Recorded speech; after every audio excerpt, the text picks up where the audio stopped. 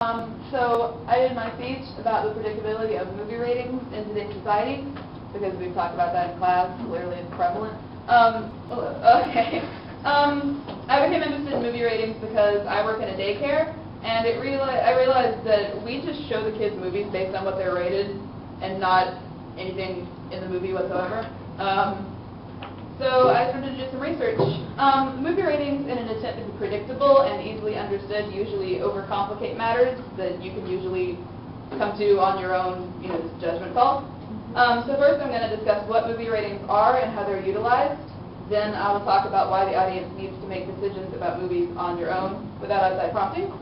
And then I will tell you about how you can make your own decisions about movies and recap all the information I've given you before. So, where does the American movie rating system come from, and who decides the movie ratings? Movie ratings are decided by a 10 to 13 person board in Los Angeles and have been mostly uniform since 1968. The movie ratings board works for the MPAA, which is the Motion Picture Association of America, to make sure that movies are given ratings that most parents would approve of. The MPAA claims they have never ever been swayed by any outside sources ever to change a rating, and that they have come to their decisions on their own without any outside influence, which is probably wrong. They watch each film, they discuss it, and then they vote, and they go around the table, and each person's like, well, I voted this movie's G for these reasons, and somebody goes, no, I voted it was PG because of this, and they come to a consensus. The movie rating scale they've come up with seems to be pretty uniform. This is it. A G-rated movie has no nudity, drugs, use, or sex scenes. Violence is only implied. A PG movie can have some profanity, like really small words, and mild comic nudity. Absolutely no drug use. A PG-13 movie can't have drugs, and if there's any more than brief nudity, it requires a PG-13 rating. If the violence is realistic, the movie can't be PG-13. The more profane curse words automatically require a PG-13 rating. R-rated movies, adult themes, activity, and language. Children under 17 can't be admitted without parental supervision, and it says at the bottom so you can't see. The difference between an R and NC-17 movie is that no one can bring a child under the age of 17 into an NC-17 movie, parent, guardian, or not. So now that we know what movie ratings are, why should the audience make these decisions on their own time rather than let others do it for them? Some movie ratings are made just to be considered cozy and don't contain much truth. There's a big argument about the fact that the concept of a PG-13 rating has really changed since when it was started. People's parents are going to like PG-13 movies more because they're better than an R-rated movie, and kids are going to like them more because they're better than a PG movie, so people will push to get their movie rated PG-13 because it's a middle ground. As a result, many PG-13 movies put out do not actually fall into the PG-13 category, but more into the R-rated category. The rating system is also getting a lot more lax.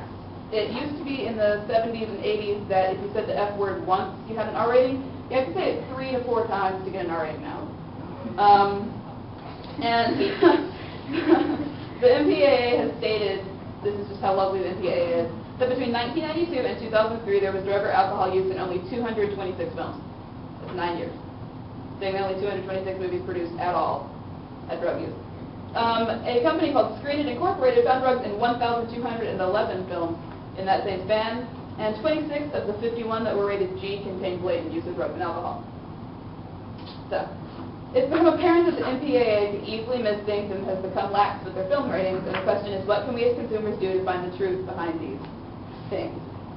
So we're going to take a look at some ways for consumers to find unbiased movie reviews and ways to understand the content of a movie.